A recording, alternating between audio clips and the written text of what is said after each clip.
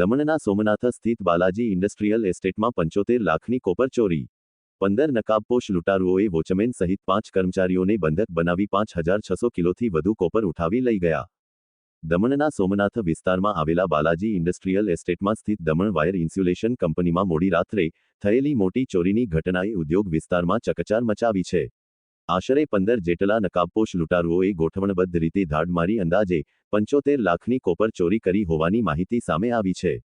મળતી પ્રાથમિક માહિતી મુજબ ઘટનાનો સમય રાત્રિના અંદાજે 2 વાગ્યાનો હોવાનું જાણવા મળ્યું છે.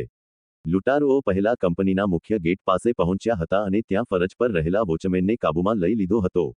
ત્યારબાદ નજીકની અન્ય કંપનીમાં કામ કરતા લગભગ 5 કર્મચારીઓને પણ ધમકી આપી બંધક બનાવી દેવામાં આવ્યા હતા.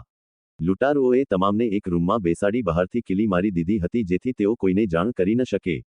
લૂંટારુઓએ કંપની પરિસરમાં પડેલો અંદાજે 1,115 કિલો તૈયાર કોપર તેમજ આશરે 4,500 કિલો સ્ક્રેપ કોપર વાહનમાં ભરી લઈ ગયા હતા. કુલ મળીને 5,600 કિલોથી વધુ કોપર ચોરી થયું હોવાનું અનુમાન છે. ચોરાયેલા માલની બજાર કિંમત આશરે 69 લાખ રૂપિયા જેટલી થાય છે, જ્યારે જીએસટી સહિત કુલ નુકસાન 75 લાખ રૂપિયા સુધી પહોંચે છે. ઘટનાને અંજામ આપ્યા બાદ લૂંટારુઓએ કંપની પરિસરમાં લગાવવામાં આવેલા સીસીટીવી કેમેરા તોડી નાખ્યા હતા, જેથી તેમની ઓળખ બહાર ન આવે. જો કે, આસપાસની અન્ય કંપનીઓ તથા માર્ગ પર લગાયેલા કેમેરાના ફૂટેજના આધારે પોલીસ તપાસ આગળ ધપી રહી છે. પોલીસ તાત્કાલિક ઘટના સ્થળે.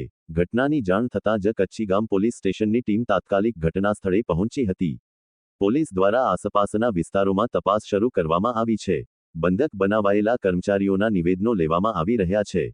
પોલીસ સૂત્રોના જણાવ્યા અનુસાર આ ચોરી પૂર્વનિયોજિત હોવાની શક્યતા છે, કારણ કે લૂંટારુઓને કંપનીમાં રહેલા માલ અને તેની માત્રા વિશે સંપૂર્ણ જાણકારી હતી.